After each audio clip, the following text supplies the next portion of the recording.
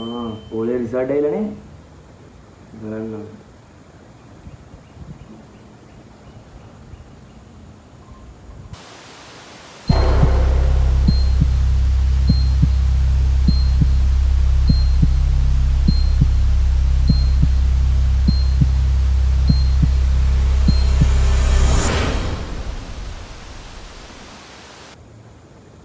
හංසනේ එන්නේ.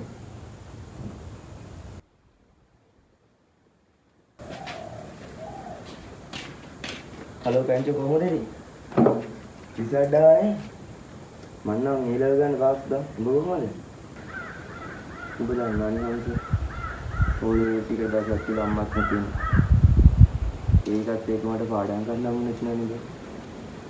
මට ඒ ලෙවල් ගන්න බැරිද? හැබැයි මට පස්සේ සතුටුයි බං. උඹ ඒ ලෙවල් ගන්න පාස් වුණා නේද? මොනවා කරන්නද? දෙයක් හිතා ගන්න බැරි වෙන එකක් කරන්න දෙයක්. අපි බලමු. මොකක්?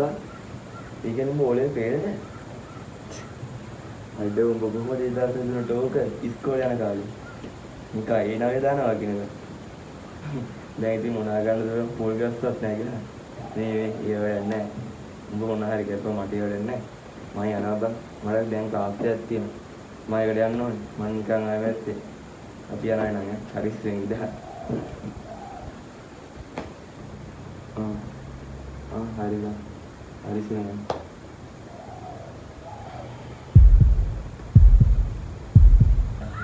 කවිඳුෝ මොනවාද බං කල්පනා කරන්නේ?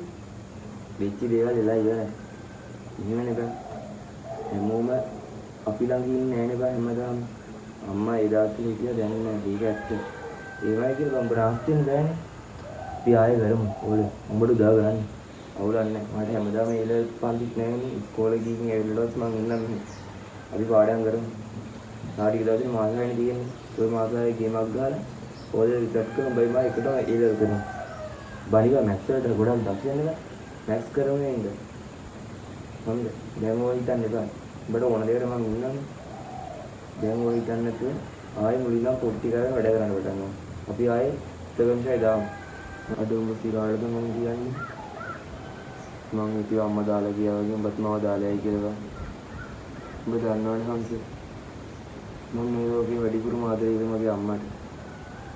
ඒත්‍යා එකපාරම කැන්සර් එකක් ඇවිල්ලා යත් නැති වුණා. මට හොඳම යාළුවෙක් කියලා හිටිය පොඩි කාලේ නම් උඹට ඉතින් මම ඉතින්වත් මම දාලායි කියලා පන්තිසාරයෙන් පස්සේ අඩ වේ අදින් ගත්තොත් මම ඉන වාසනාවන්තයි. උඹ යාළුවෙක් නෙමෙයිද? උඹ ඇත්තටම මම සහෝදරයෙක්. හරි බං සහෝදරයෝ තමයි. උඹ මගේ ගානේ. දැන් ඔය හිතන්නේ බා. දැන් ආයි වැඩේ ටික කරමු.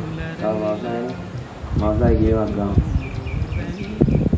කොතැනද මිතුරනි හිතු සිතුවම් රුවේ